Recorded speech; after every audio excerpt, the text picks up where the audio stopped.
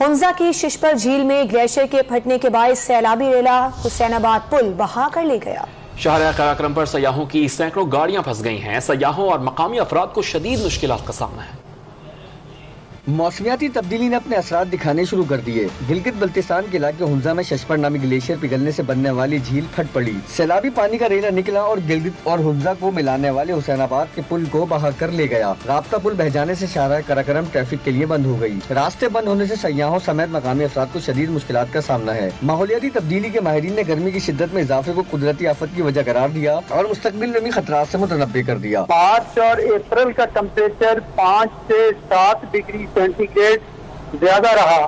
Glaciers ہیں وہ تیزی سے میلٹ ہوئے اور ان کے ساتھ ساتھ جھیلیں بنی اور جھیلوں کے پھٹ جانے کی وجہ سے پھر جو سیلابی صورتحال پیدا ہوئی۔ ایک ہنارسی، دوسرا ششپر، تیسرا اروندو، چوتھا کردوپن اور پانچواں بارسو گلیشیئر ہیں جن کے ساتھ بنی لیک کے پھٹنے کا بہت اندیشہ ہے۔ انتظامیہ نے سیاحوں اور مقامی افراد کی گاڑیوں کو متبادل راستوں کی جانب رہنمائی کرنے کے لیے اہلکاروں کو تعینات کر دیا ہے۔ امید کی جا رہی ہے کہ سیلابی ریلے کے گزرنے کے بعد امدادی کاموں میں تیزی آ جائے گی۔